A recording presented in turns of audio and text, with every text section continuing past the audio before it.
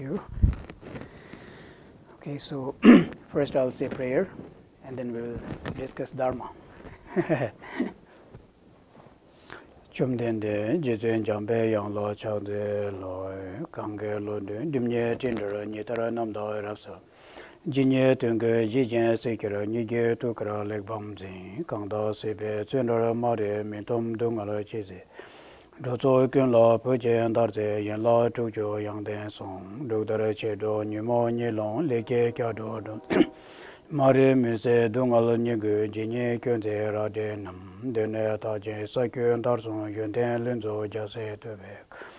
Chuta chutang chunye jente dalu muse jambe yanglo indi zedin kyuge kinra wese che dalu timo miparabs.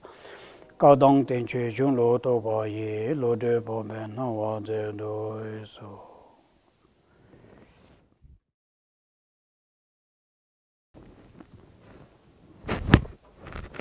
Okay.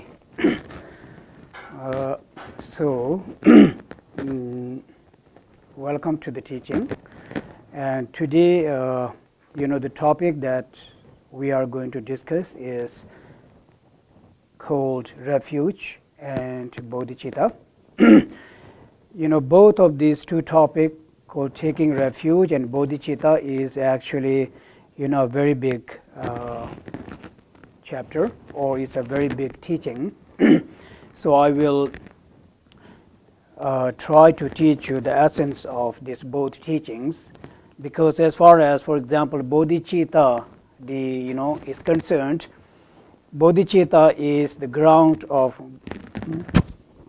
Buddha's teaching. So it actually is the embodiment of all the Buddha's teaching, so therefore we can talk as much as we want on Bodhicitta. But yes, Bodhicitta is the heart of the practice of Buddhist practitioners. I just translate the word meaning. When we say Bodhi, it's a Sanskrit word. It means enlightened beings, and Citta means the mind, so the mind of enlightened being. And generally it refers to this unconditional and limitless loving kindness and compassion in Buddhas and Bodhisattvas.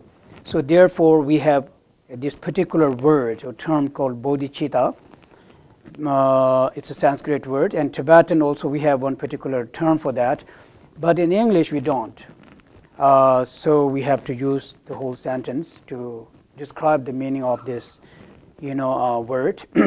But it, as I said, is the meaning actually of Buddhism. It is the heart teaching of Buddha, Bodhicitta, and refuge. Taking of refuge, actually, of course, it means taking protection in Buddha, Dharma, and Sangha. So Buddha, as we all understand, it is the enlightened being, the complete enlightened being, like Buddha Shakyamuni, the historical Buddha Shakyamuni. And Dharma refers to his speech. And as far as speech is concerned, there are two different speeches, like Sutra and Tantra. And then there are actually then many other kind of teachings are based on both the Sutra and Tantra, so it refers to his teachings. And Sangha, when we say Sangha, actually means the Bodhisattvas, the one who is on the path to reach enlightenment. Those are called Sanghas.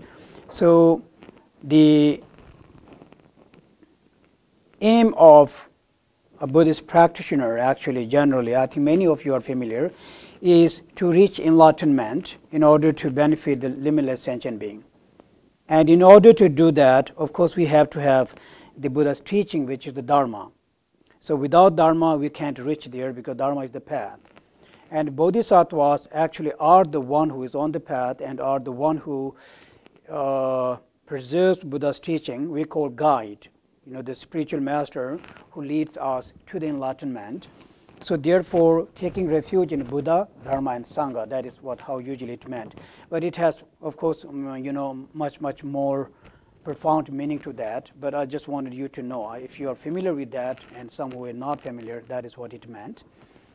So first I would like to explain Buddha, generally, briefly about what Buddha means.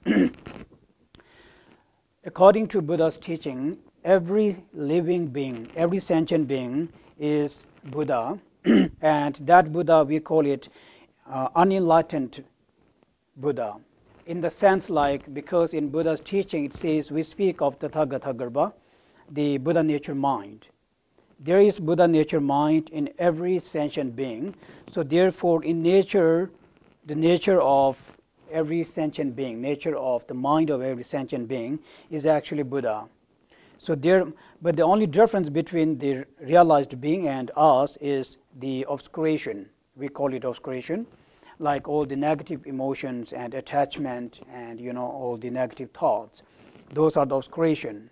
So once when we remove all of these obscurations, that has obscured the true nature of our mind, we recognize our true nature of the mind, which is literally termed as called Dharmakaya.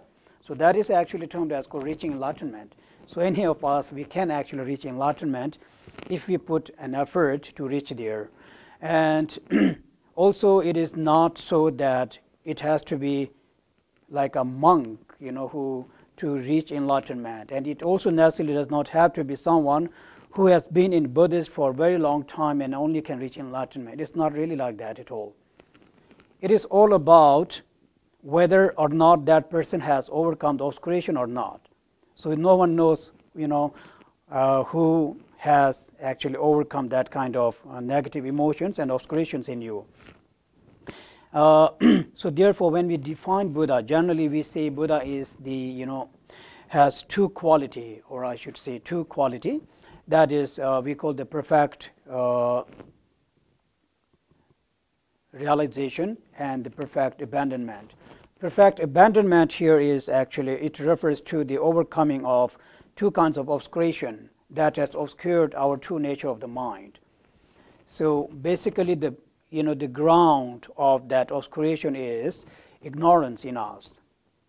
That is the ignorance. So as long as there is ignorance, the ignorance obscures us from seeing the true nature of the mind. And this obscuration or ignorance, is the root, for example, of clinging, like we cling to self, the ego clinging. And because of ego clinging, it gives rise to the negative emotions such as anger, attachment, jealousy, pride, everything. We develop this kind of emotion in us because we have ego clinging in us, clinging to the self. And that gives birth to that. And because of that, then in Buddhism, the term which is very famous, karma. Actually, we accumulate karma.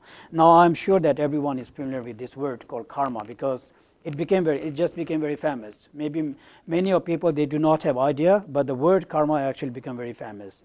So we accumulate karma from body, mind, and speech is because of the negative emotions in us, like like killing, stealing, or any other thing. So that is called engaging in karma. So therefore, according to Buddha's teaching, the root of suffering in the world is actually clinging. And clinging is brought about by ignorance. So as long as there is ignorance, there will be clinging. And clinging, as long as there is clinging, we always will experience negative emotions, and we always will engage in karma. So therefore, it's endless. Therefore, we create karma, and then we go through all different kinds of suffering and happiness as well.